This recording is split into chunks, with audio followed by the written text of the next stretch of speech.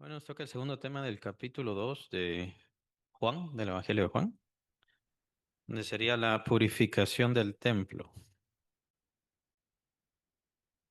Vamos a leer Juan 2 del 13 al 22. Amén. Es un pasaje bastante conocido con respecto a la purificación del templo y se parece mucho a la segunda purificación. Esta es la primera purificación del templo. Tómenlo bien en cuenta, no la vayan a confundir con la que está en los otros evangelios. Pues en los otros evangelios ya quedamos claros, hace algunas semanas lo vimos, de que la gran mayoría de evangelios inicia desde el segundo año de ministerio del Señor. O sea, el primer año casi no mencionan. Más allá de la tentación, más allá del bautismo de Jesús y ese tipo de cosas. El apóstol Juan es el apóstol Juan quien nos deja por sentado muchos detalles con respecto al primer año y entonces lo que vemos es que en el primer año también el Señor tuvo que purificar el templo. Y entonces vamos a ver sus características. Estaba cerca la Pascua. ¿Qué es la Pascua? Hay muchos detalles que ya los tenemos que saber, entre ellos la Pascua. Se celebra el Año Nuevo genuinamente judío, es el Año Nuevo israelita. ¿Por qué? Porque Dios así lo estableció. Ese es el verdadero Año Nuevo, no es el que hoy ahora celebran. Entonces estaban en Año Nuevo, por así decirlo. Una característica muy importante, subió Jesús a Jerusalén. Subió. ¿Por qué usa el apóstol esa palabra? Subió. Sí, pero digamos, esa es una forma muy común de los escritores bíblicos de hablar, especialmente sobre Jerusalén. Todo lo que tiene que ver con alejarse de Jerusalén es bajar. Todo lo que es alejarse de Jerusalén. Entonces, no es una cuestión de subir por a qué nivel del mar está y ese tipo de cosas que ahora nosotros lo conocemos así, ¿no? Sino que se trata en un cierto sentido teológico, por así decirlo, para los escritores bíblicos, ciertamente todo está centrado en Jerusalén. Todo termina centrándose en Jerusalén. Entonces, todo lo que se aleja de Jerusalén baja. Si no estoy mal, lo vemos acá. Y de hecho lo van a ver en los otros evangelios también. Bajó a Galilea, por ejemplo, o debía bajar a Samaria, debía bajar a tal lado, así. Ese tipo de expresiones ellos usan como una especie de centro geográfico Jerusalén y es el punto más alto. No porque lo estén viendo por qué nivel tiene sobre el mar, sino porque por cuestión de importancia. Para ellos Jerusalén es la ciudad santa y ahí es donde reinará el Señor. Por lo tanto, es la ciudad más importante que jamás existirá. Entonces, todo lo que es ir a Jerusalén, por consiguiente, es subir. Todo lo que es ir a Jerusalén. Fui a Jerusalén, entonces subí a Jerusalén. Eran conceptos que se tenían en aquel entonces. Se tenían en aquel entonces, se tenían en la Biblia, pues también lo van a encontrar de tanto en tanto en el Antiguo Testamento. Son ciertos tipos de expresión. Entonces, si ustedes ven ese subir es a Jerusalén, bajó es alejarse de Jerusalén. Esa es básicamente la idea. Y halló en el templo a los que vendían bueyes, ovejas, palomas y a los cambistas ahí sentados. Y haciendo un azote de cuerdas, echó fuera del templo a todos, y las ovejas y los bueyes, y esparció las monedas de los cambistas, y volcó las mesas. Y dijo a los que vendían palomas, quitad de aquí esto, y no hagáis de la casa de mi padre casa de mercado. Entonces se acordaron sus discípulos que está escrito, el celo de tu casa me consume. Estamos versículo 17. Juan 2 17 y 18 y los judíos respondieron y le dijeron, ¿qué señal nos muestras ya que haces esto? Respondió Jesús y les dijo, destruid este templo y en 3 días lo levantaré. Dijeron luego los judíos, en 46 años fue edificado este templo y tú en 3 días lo levantarás. Mas él hablaba del templo de su cuerpo. Hay dos puntos aquí bien importantes sobre el Señor Jesús. Uno es que se presenta como el templo. Vamos a dejar eso para después. El otro es que se presenta como hijo de Dios. Vamos a dejar la elaboración sobre qué estaban haciendo ellos ahí para de último. En primer lugar, se presenta como hijo de Dios. No hagáis la casa de mi padre casa de mercado. Este es un tema que chocó mucho con los judíos. De hecho, es en este mismo evangelio, lo vamos a ver más adelante, que hasta querían ya matarlo, ya pretendían matarlo, precisamente porque decía que era hijo de Dios, haciéndose igual a Dios, y es lo que está escrito. Entonces, el Señor Jesús decía que era su padre. Ahora, vamos a dejarlo del celo para después. Tiene que ver con las cuestiones de la religión. El Señor Jesús se iba a presentar como hijo de Dios y esto es en gran medida la razón por la cual él fue, se levantó una conspiración contra él e irremediablemente, pues ya sabemos que terminó siendo ejecutado en la cruz. Esto por el supuesto celo que tenían los judíos sobre este hombre que decía que era hijo de Dios. Si nosotros vemos a una persona que dice que es hijo de Dios, o sea, que viene directamente descendiente de Dios, ¿qué es lo que pensamos de él?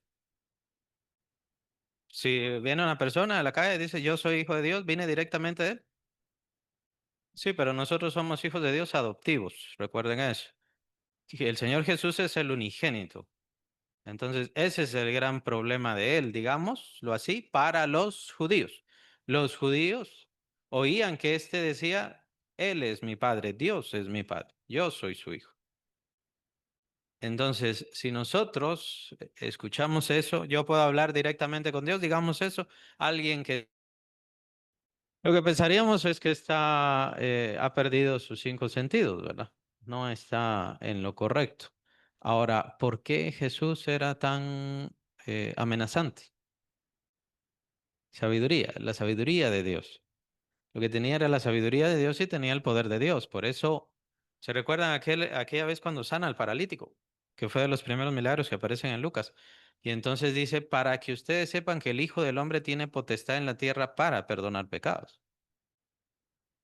Solamente se voltea con el paralítico y le dice, levántate y anda. Si este hombre le podía decir, tenía ese poder, esa capacidad de decirle al paralítico, levántate, toma tu lecho y anda, pues por supuesto estaba demostrando que era el único que tenía la capacidad de perdonar pecados. ¿Se recuerdan que ese fue también el problema con el perdonar pecados?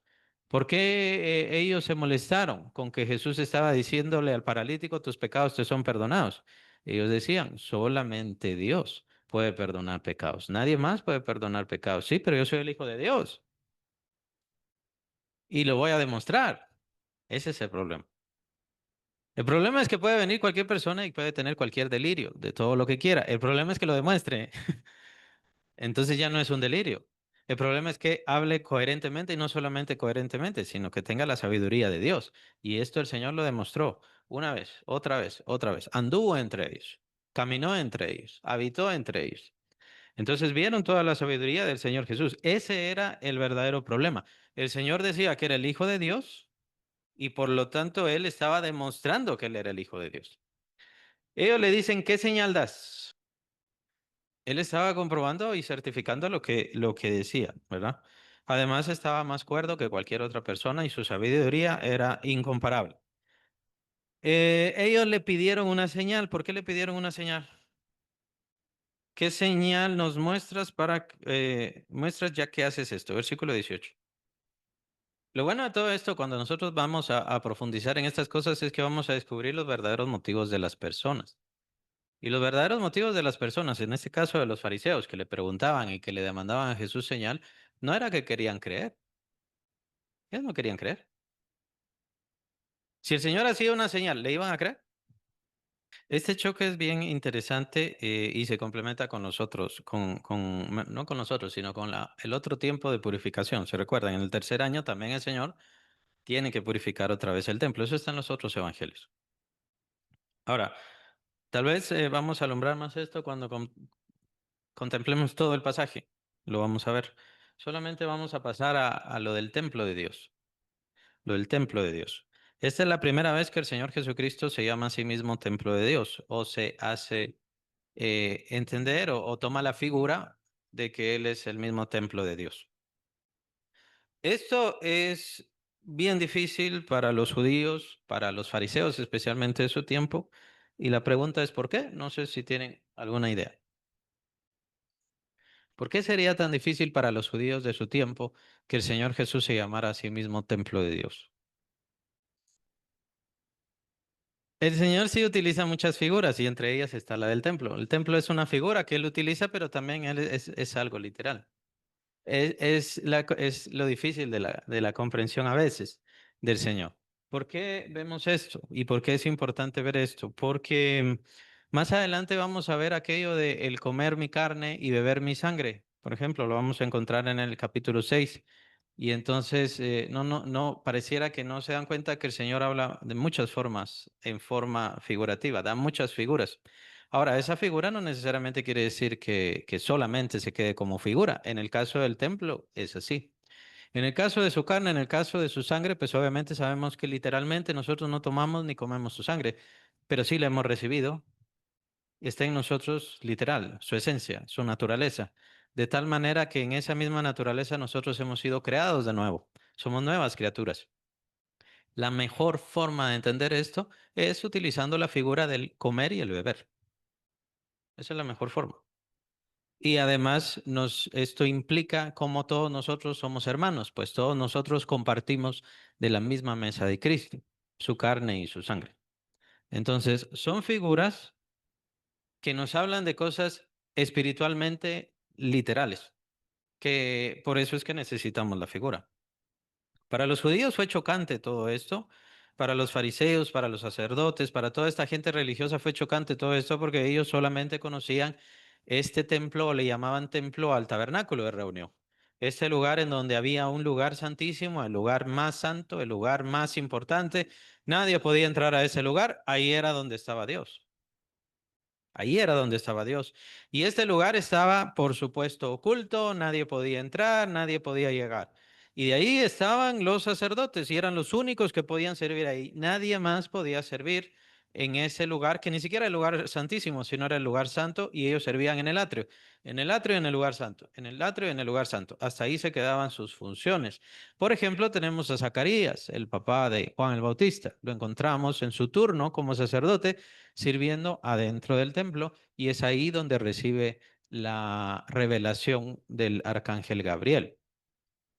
Entonces, solamente este grupo élite, solamente este grupo importante, descendientes de Aarón, eran los únicos que podían participar de esto. Y entonces después del atrio era donde ya venía el patio de los hombres, hasta donde yo entiendo era así, el patio de los hombres, después de esto el patio de las mujeres y de los extranjeros. Y así estaba dividido el templo. Incluso afuera estaban de por sí los estanques, estanque de Siloé, el estanque de Betesda, eran unos que aparecen en los evangelios. ¿Qué eran los estanques? Los estanques eran como piscinas como piletas, pero eran enormes. Si era multitud de gente la que visitaba el templo. Entonces eran enormes. ¿Y esto por qué? Porque se tenían lavados rituales, em, oficios de purificación para poder entrar al templo y poder servir. Y entonces ahí era donde se encontraban con todo esto que menciona en los primeros versículos. Estaban los cambistas vendiendo ovejas en el templo, bueyes. em, Sí, a los que vendían bueyes, ovejas, palomas y a los cambistas ahí sentados. Y por supuesto, el dinero, que el Señor también lo tira. El templo de Dios era eso, ellos entendían que eso era el templo de Dios. Ahora venía este que no solamente se decía hijo de Dios, sino que decía también que era el templo de Dios. Él es el templo de Dios. Entonces fue algo muy chocante. Desde el principio el Señor Jesús empieza a chocar en contra de ellos. Bien podríamos decir o entender o concluir de que esa es la razón por la cual el Señor Jesús muda su ministerio a Galilea. Recordemos que el primer año estuvo en Judea y de ahí muda su ministerio a Galilea y es ahí donde encontramos los otros evangelios, ese segundo año que fue el más glorioso. El Señor en cierta forma se separa completamente de lo del templo de Judea y todo eso para poder tener su ministerio allá. Claro, él va a regresar y va a regresar precisamente al templo en el tercer año. En el tercer año su ministerio básicamente solo se quedaba en el templo. Tenemos también los testimonios de los evangelistas, especialmente Juan, como el Señor en el tercer año tuvo que mejor empezar a visitar otros lugares porque ya lo estaban persiguiendo. Ya lo estaban persiguiendo. ¿Se acuerdan? El tema este es bien importante con respecto a Lázaro. Se dan cuenta que Lázaro muere, entonces vamos nosotros también a morir juntamente con Lázaro, porque ya estaba la conspiración contra el Señor Jesús. ¿Esto a causa de qué? Estos dos aseveraciones, afirmaciones que tenía el Señor Jesucristo, ya estaban atacando, literalmente destruyendo, afectando la religión establecida. La religión establecida. Acabo más o menos de describirlo. Y estaba la segregación, creo que ahí cabría esa palabra, no estoy seguro, pero aquella separación, las mujeres no son dignas de estar ahí, las mujeres tienen su patio especial. Y no sé si después venía el de extranjeros o juntamente con el patio de mujeres estaba el patio de los extranjeros, o sea, ahí llegaban nada más al templo. Nadie podía acercarse a Dios, nadie podía estar con Dios y solamente el sumo sacerdote podía entrar al lugar santísimo una vez al año, nada más. De ahí viene el Señor Jesús y el Señor Jesús no va a estar con los sacerdotes, no va a estar con los grandes doctores de la ley, con los grandes conocedores, sino que viene a estar con la gente. Ese es el gran sentido teológico. Dios en su presencia y por obra misma de Él sale de ese lugar santísimo, si queremos verlo así, se aparta de ese lugar santísimo, ese lugar aparte, ese lugar alejado y viene a acercarse a la gente, al pueblo, a las personas, a las casas, a los hogares de las personas por medio de el cuerpo de Jesús o de la persona del Señor Jesucristo. Es algo bastante contundente y bastante fuerte lo que está haciendo el Señor. ¿Y esto qué va a hacer con la religión establecida? ¿Qué va a hacer con la religión establecida? Va a chocar, van a enfrentarse. Y esto duró precisamente hasta que el Señor Jesús, por supuesto, entregó la vida. Esta fue la principal razón por la cual el Señor Jesús diría, los fariseos buscaron quitarle la vida. Sabemos que ese era el propósito, ciertamente, ese era el propósito, pero estamos revisando en lo profundo cuál era el sentido, cuál fue la motivación de estas personas. Este hombre decía que era el templo de Dios, este hombre decía que era el Hijo de Dios. Ciertamente perdió la coherencia. No tiene inteligencia. El problema es que estaba demostrando que sí era el Hijo de Dios, estaba con el poder del Hijo de Dios, estaba con la palabra del Hijo de Dios, tenía toda la capacidad. Ciertamente Dios estaba con él. Bueno, solamente veamos ese ejemplo de Nicodemo. Nicodemo que no creía en él, lo vamos a ver en el capítulo 3. Ya mero vamos a entrar a ese capítulo. Y Nicodemo dice, sabemos que has venido de Dios. Porque nadie puede hacer las cosas que tú haces si no estuviera Dios con él. Sabemos que has venido de Dios. Sí, pero estás haciendo unas declaraciones demasiado afuera de nuestra religión, afuera de nuestro conocimiento, afuera de lo que nosotros somos. Pero sabemos que era la voluntad de Dios. El Señor entonces iba a chocar con la religión establecida y aquí, conforme a lo que vemos, ya lo leímos una vez, lo acabo de leer un tanto también.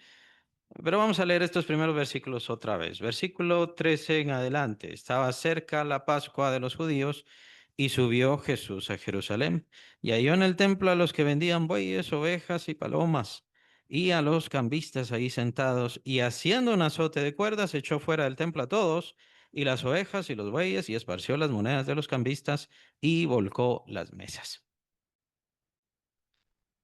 Y entonces se me ocurrió que tratáramos de definir características de la religión. Esta era una religión establecida. ¿Cuál es la característica de la religión o qué características tiene la religión?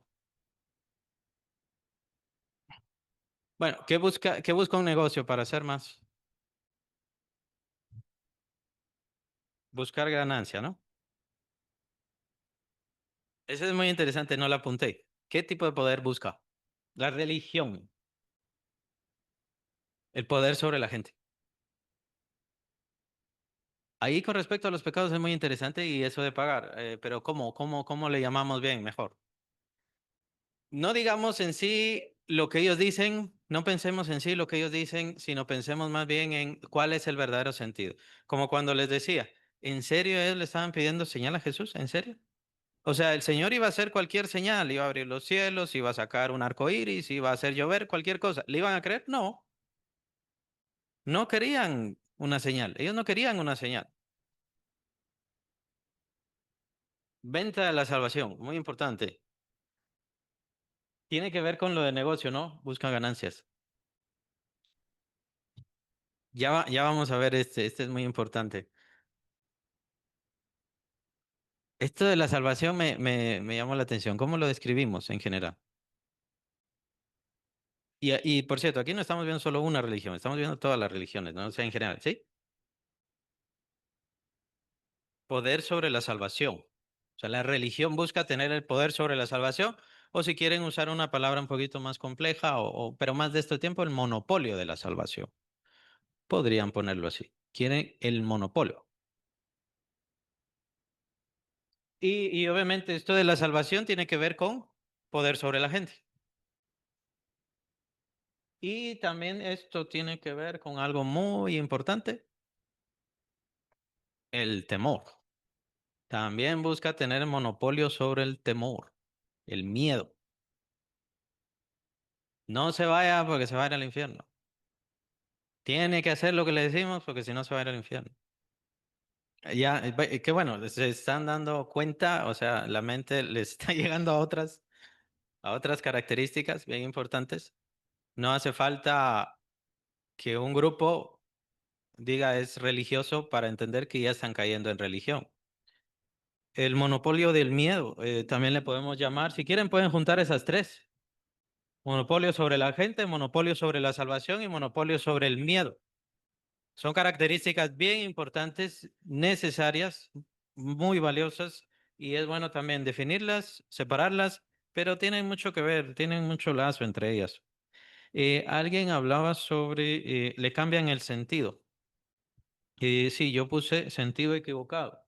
O sea, buscan esto que dio Dios, le van a cambiar su sentido, le van a cambiar su porqué.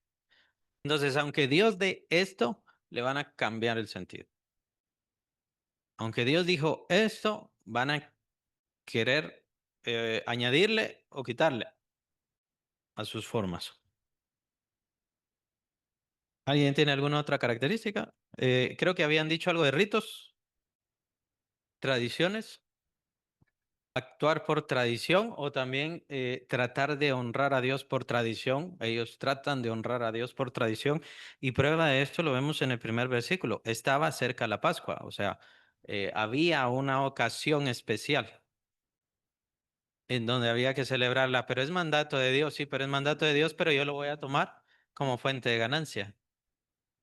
Por eso es que el Señor se molesta. El Señor no se molesta con lo de la Pascua.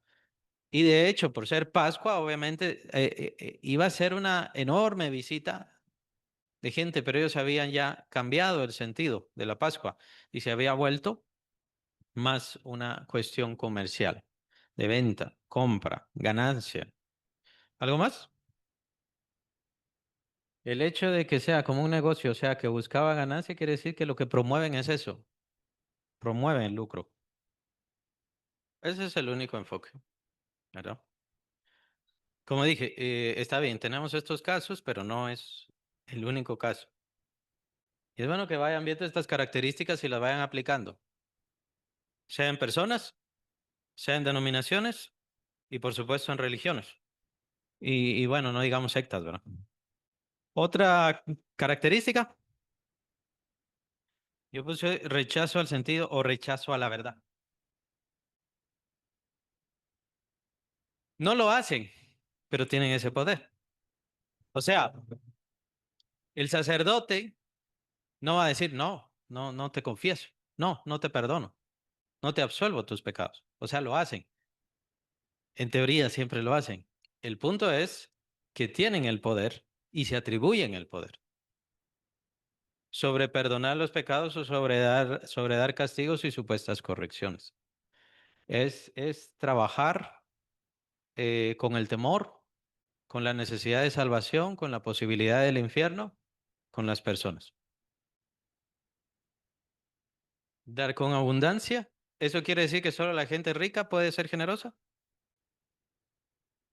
Ya, o sea, dar con abundancia.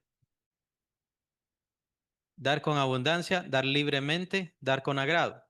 Eso es una persona generosa. Se puede dar a Dios, se puede dar a la iglesia, se le puede dar a los pobres, eso no importa. Es una persona generosa. Ahora, el punto es, ¿será que es, y es lo que quiero que pensemos si esas personas por generosidad, es decir, su corazón es generoso y por eso lo dan? Dan por necesidades. Quieren obligar a Dios. Acuérdense que esa es la situación de los pactos. La idea de los pactos es yo voy a pactar con Dios. Quiere decir que yo voy a obligar a Dios. Yo le voy a imponer a Dios. Yo te doy, ¿qué? 100 y tú me das 1 millón. Y están obligando a Dios. Exacto. Entonces se están dando cuenta que hay una delgada línea, llamémosle así, ¿no? Y tenemos que visualizarla bien. Entre lo que es generosidad, servir a la obra del Señor, porque sí tenemos que servir a la obra del Señor. Tenemos que participar de los negocios del Señor, lo dice el Señor Jesucristo a los 12 años. Y por supuesto están todos los escritos apostólicos en donde también está la cuestión de la generosidad. Entonces, por eso es que estamos viendo esto y por eso es que quería ver estas características. Sí, incluso también se pone con las normas, ¿no? Con las normas, ¿dónde está? Lo de los ritos, actúan por tradición también, o ritos, le podemos poner a las tradiciones, ritos, formas, fórmulas, y entonces ya se toma el ayuno como una especie de tradición, como un rito. Pero eso no quiere decir que sea malo hacerlo. Bueno, entonces, como se puede tomar como rito, entonces es malo hacerlo. No, o sea, sí hay que hacerlo, pero la idea es tener cuidado en ese balance de que no se vuelva un rito, nada más. Es nuevamente el poder sobre la salvación, que eso es lo que ha mantenido a mucha gente sometida al temor. No son gente devota en diferentes religiones y en diferentes sectas. Si te apartas, vean los mormones, es una muy clara, ¿no? Si te apartas, entonces se le dice a toda la familia, para ustedes, esta persona está muerta, porque esta persona ya se alejó de la iglesia, ya se alejó de la fe. Vemos a los misioneros mormones, ¿ustedes creen que de buen corazón? Sí, hay varios que no quieren hacerlo, pero ahí están. ¿Por qué? Por imposición. Les pueden quitar trabajo, les pueden quitar cosas. Los ponen en lista negra. Y le costó mucho a Martín Lutero. Nuevamente, ¿por qué le costó tanto a Martín Lutero? Él ya conocía, había leído Romanos 1 más que una vez. Fue hasta que estaba enseñando, estaba dando una clase. En todo sentido, cualquier religioso, aún evangélicos. Y siempre la mente del religioso siempre va a tener estos puntos. Temor. Es que ese es el problema. Sí, los ponen a actuar, solamente a actuar. Rito, rito, rito, rito, ritos. Ahora este mes toca este rito, ahora el otro mes toca este otro rito. Y con eso usted se va a salvar. Y con eso usted va a esto, se va a limpiar y se pone tal cosa y se hace tal otra. Sí, pero en realidad es por el temor a la condenación. Ellos tienen el monopolio de la salvación. Los testigos, los testigos de Jehová tienen el monopolio de la salvación conforme a lo que ellos hacen. Incluso se les dice, solamente 144,000 van a ser salvos, porque eso es lo que dice Apocalipsis. Y ellos ya van siendo más de 8 millones. Bueno, entonces, ¿cómo lo van a hacer? Ni siquiera son dignos de tomar la cena del Señor. En los supuestos templos de esos del reino de Dios y toda esa cosa. Entonces ellos pasan el vino y solo lo miran, lo huelen y al siguiente. Solamente los 144,000 son dignos. Entonces, ¿por qué? ¿Pero por qué hacen eso? ¿Por qué tienen esas interpretaciones descabelladas? ¿Cuál es la lógica? Y es lo que estamos viendo acá. Es poder sobre la salvación. O sea, es una religión de miedo. Mejor dicho, una mentalidad de miedo. Y por eso necesitan lavar el cerebro. Y por eso hacen y organizan eventos para lavar el cerebro. el adoctrinamiento, en donde ya se entraría más a lo sectario, pero también entra bastante todo esto de las religiones. La adoración del líder. Aquí tal vez no es tanto eso, pero sí vamos a ir viendo, o pueden ir viendo, puede ir buscando esa adoración al líder. En el caso de la religión, pues ya saben, la religión aquí oficial, ya saben, aquel señor del Vaticano, ¿no? Ese es el líder. A él hay que obedecer, ¿sí? ¿Y es más fácil es más fácil o es más difícil la forma religiosa o la no religiosa, sino como el del Señor? El Señor Jesucristo nos ofrece libertad total para entonces dedicarle tiempo al Señor. ¿Qué tengo que hacer? Hay miedo.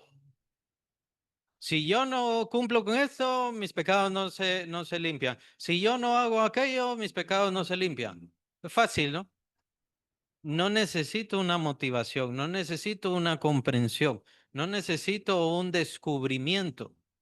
No necesito el por qué tengo que amar a Cristo y por qué tengo que entregarle mi vida entera libremente. Por supuesto, para todas las personas religiosas que se murieron en nombre de incluso de Cristo, porque lo vieron de forma religiosa, para ellos fue fácil. O sea, tengo que morir por Cristo porque si no, no me voy al cielo. Y todavía siguen con esa idea. No me voy al cielo. No hace falta pensar mucho, ni mucho menos sentir. Solamente se me presenta de que si yo no muero por Cristo, entonces, bueno, no es solamente que no me salvo, sino que no voy a estar ahí con los santos, no voy a estar en ese lugar de devoción, no voy a estar con Dios. Entonces, para poder estar con Dios, tengo que dejar que me hagan lo que sea. Y muchas monjas pueden dar testimonio de ese tipo de ideas. También que se les metió, se les introdujo precisamente para poder hacer cosas terribles contra ellas. Y de eso hay muchísimos testimonios a lo largo de la iglesia religiosa. Entonces, tienen el monopolio del temor, tienen el monopolio de la salvación y eso es un tanto fácil. Sí, entonces, el pastor, digámoslo así, véanlo de esa forma. Si me paro al frente y hermanos, quienes no diezmen, se van a ir al infierno. Es más fácil, ¿no? Es más fácil porque por miedo, bueno, ya mañana lo traigo. Perdone que no sé qué. Segurísimo se lo traigo. Pero es un tanto más difícil con respecto a la libertad. ¿Por qué? Porque entonces ahí sí tiene que venir la generosidad. Y la generosidad, explica el apóstol Pablo, capítulo 8 de segunda de Corintios, que tiene que nacer del corazón conforme al crecimiento de cada creyente. Es por eso que están todas las pautas dadas por el apóstol Pablo, todo en sus escritos, cómo lo deja el apóstol Pablo, cómo debe de sostenerse la iglesia y cómo debe ser sostenida la iglesia. Como decimos, o sea, no estamos en contra de quien pide dinero. Y hay quienes, incluso cristianos, que están en contra. Es que solo están pidiendo dinero. Es que me recuerdo hace muchos años un hermano que pidieron ofrenda en la escuela dominical y después pidieron ofrenda en el devocional. Ofendido por eso. No dé. Creo que eso fue lo que le dije. No dé. ¿Y qué tiene? Claro, nosotros como bautistas decimos, como dice primer día de la semana, dice el apóstol Pablo, tomamos eso y decimos primer día de la semana. Pero no hay que verlo de forma religiosa. Bastante seguro es de que hay hermanos que no eligen el día domingo para dar sus diezmos y sus ofrendas. Ahí están las transferencias. Ah, bueno, entonces las transferencias son antibíblicas. Porque no es la forma como está. Más o menos se van alejando del sentido de Dios. ¿Cuál es el sentido? El sentido es la generosidad, el propósito, el querer yo participar de la obra del Señor Jesús, el querer sostener ese ministerio como pasó con los filipenses. Claro, no nos comparamos al ministerio del apóstol Pablo, pero imagínense, los filipenses lograron participar de ese ministerio. Qué grandeza, ¿no? Para ellos. Ustedes son, ¿qué dice? Colaboradores, son participantes conmigo de la gracia, les dice el apóstol Pablo. Entonces, yo no sé ustedes, pero a mí me habría encantado participar de ese ministerio, vivir en ese tiempo y poder participar, aunque yo no estuviera ahí en el ministerio del apóstol Pablo, buenas, bienvenida, no estuviera en el ministerio, pero me habría encantado participar. Pero claro, la obra del Señor Jesucristo continúa. No se trata de participar aquí, de participar allá. Pero ese sentido se ha trastornado por eso. Qué bueno que lo han visto entre los de ahora, ¿no? Miren, buscaban ganancias. También hay un pasaje, creo que es el apóstol Pablo que lo dice, toman la piedad como fuente de ganancia. Y de esos hay muchos actualmente. Toman la piedad como fuente de ganancia. De eso vemos muchos. La piedad es la piedad de Dios o el sentido de la fe que Dios quiere dar. Dios da la salvación por gracia. Es un regalo para todas las personas que le reciben. Y Dios quiere que todos los seres humanos se salven. Es el ser humano el que se condena. ¿Qué hace el religioso? Los que quieren salvarse. No se puede salvar a no ser que pague. Ellos se hacen ricos. Ya pueden ver a muchos ricos también ahora de nuestros tiempos. Y entonces tenemos que clasificarlos precisamente en este punto religioso. Es cierto, no tienen que imágenes, que no tienen tal cosa, que no tienen, así como hacen los mormones, pero ya están entrando en esa clasificación. Están tomando la piedad como fuente de ganancia. Eso lo están viendo. Están torciendo los sentidos, el sentido, el porqué, el sentido no solo de la ofrenda, el sentido de la palabra de Dios. No voy a decir quién, pero he visto, escuché un tanto de mensajes porque la verdad no lo soportaba mucho, pero oía ciertos mensajes en donde cualquier cosa tenía que ver con dinero. Si Jesús, así como el milagro de convertir el agua en vino, bueno, esa persona lo convertía en dinero. Y es uno de aquí, muy famoso. Todos sus mensajes los convertía al dinero. Si se hablaba de perdonar en el mensaje, pues él lo convertía al dinero. Y lo sigue convirtiendo, porque todavía ha de andar por ahí. Lo único que tiene en su corazón, lo dice el Señor Jesucristo, de la abundancia de él. La abundancia del corazón habla la boca. La gente debía darse cuenta, la gente que está ahí debía darse cuenta, pero no se dan cuenta. Ahora, ¿por qué no se dan cuenta? ¿Quiénes son los malvados ahí en este pasaje? ¿Quiénes son los malvados ahí? ¿Los religiosos? ¿Los que vendían? O sea, lo que tenemos que entender es que no es solamente culpa de los falsos maestros, los falsos pastores, los malvados pastores. Los falsos maestros se mantienen, se enriquecen por culpa del pueblo. Están los otros aprovechados, cada quien tendrá su culpa, es cierto, pero también es culpa del pueblo. Así que si estos abusan, roban, pervierten, mienten, crecen, es por culpa también de la gente.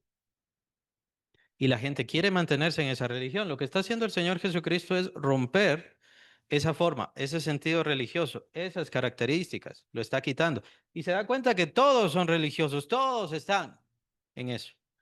Cada quien con su culpa, está bien, cada quien con su culpa, pero todos tienen culpa. El Señor el Señor dejó clara su palabra, cuál era su verdadero sentido. Viene el Señor Jesucristo, viene a manifestarse en lugar de entregarse a Él, siendo el Mesías. En lugar de eso, pues obviamente ya sabemos cómo terminó la historia con respecto a ese pueblo. Entonces, ¿qué es lo importante aquí? Porque vimos diversos casos, no nos centramos en una religión, vimos diversos casos. Cualquiera puede caer en religión. Está bien señalar, está bien entender, pero cualquiera puede caer en religión. Incluso leyendo la Biblia. Yo leo la Biblia, sí, pero ¿por qué? ¿Cuál es el sentido de leer la Biblia? Ser transformados por la palabra de Dios, ser lavados, es el agua del Espíritu Santo. Ser transformados. Entonces leer la Biblia solamente por leerla no vale nada. No digamos venir a la iglesia. Entonces ese es el punto. No cambiemos el sentido. ¿Por qué venimos a la iglesia? Para estar con el Señor. Eso, para estar con el Señor, para poder honrarle y para poder recibir de Él. Mientras tanto, también se hace la obra del Señor. ¿Por qué? Porque se enseña, se predica, se pregona y por supuesto los creyentes van creciendo conforme cada quien lo va tomando. Usted puede decidir si recibe la bendición de Dios para su crecimiento o si lo ve nada más como una religión a donde yo tengo que ir. Y así hay muchos, lastimosamente, así hay muchos. Solo es de ir, solo es de oír, pero sus oídos están cerrados. Están cayendo en principios de religión. No digo que ya sean religiosos, pero están cayendo en principios de religión. Hacen las cosas por temor. Si yo no voy a la iglesia, tal vez me voy al infierno, pero ese no es el sentido de venir a la iglesia. Y hay quienes lastimosamente por décadas han hecho eso. ¿Queda claro? ¿Alguna pregunta, comentario breve? Ya no tenemos tiempo. Enfrentamos a la religión universal. Entonces, la religión universal nunca había existido hasta nuestros tiempos después de la venida del Señor Jesús. Y obviamente se establece a lo largo de varios siglos, más exactamente termina estableciéndose como en el año 1000. Entonces, para ellos está bien tomar cualquier cosa y libremente lo toman, porque es una religión universal. Nosotros no somos una religión universal.